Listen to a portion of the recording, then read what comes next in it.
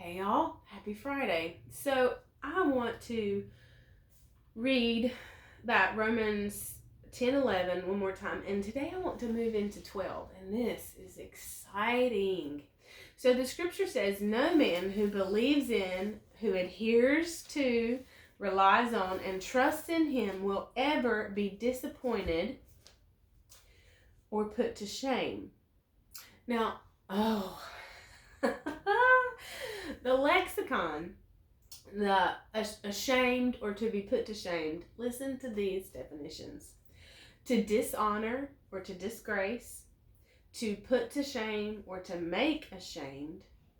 One is said to be put to shame who suffers a repulse, or whom some hope has deceived. Dear friends, no one who believes in Jesus will be put to shame. This hope does not, will not, and cannot disappoint. I want you to hear that again. That this ashamed or be put to shame is that a person whom some hope has deceived. The hope of the Father, the hope of His Word, the hope of Jesus, the hope of promise cannot deceive. Cannot deceive. Now, the arch deceiver, the one who hates you as much as the Father loves you, the principal, the chief deceiver, the one who pushes and presses for you to accept things that are false as truth.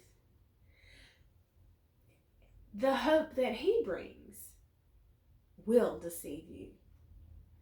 The hope that says, well, here's a way you can do it on your own. That's a deception. Well, if you just go along this time, it'll make it easier. Oh, a deception. No one who believes in Jesus will be put to shame. He is a hope that cannot deceive. Now, you know as well as I know, in the Old Testament, the law and the Jews, God's chosen people, were guaranteed and they were given promises of blessing, right? But the heathen, those that were not of Jewish descent, had no promise, no access to the promise.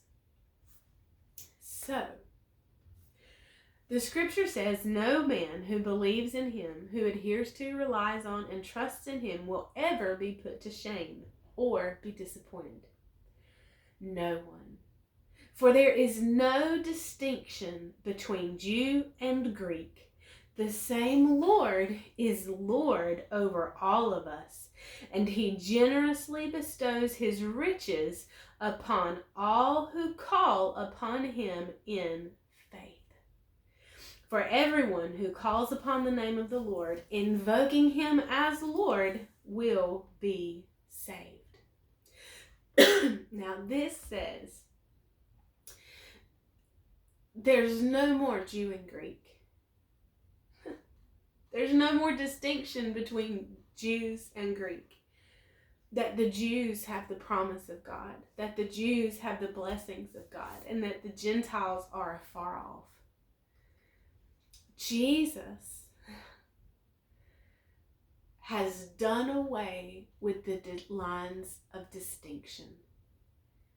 And so now, we who are not of Jewish descent have access to every single promise of God.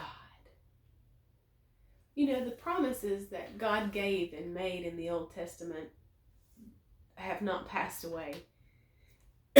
When God makes a promise, when he speaks a word, it stands forever. And so if a promise is, honor your father and mother, that your days may be long upon the land which the Lord thy God has given thee, then if you honor your father and mother, your promise is that your days may be long upon the earth. Abraham, and we might get into this next week in Genesis, 13, 14, 17, 19. He who was before the law, God gave him promise after promise after promise of welfare and prosperity and safety and health, all of those things that we talked about last week, that were included in my salvation, deliverance, rescue. You have promise for that. And because of Jesus, you have a yes to that promise. So, we believe in, rely on, have faith in, confidence and trust in him. Because no man who believes in him will ever be put to shame or be disappointed.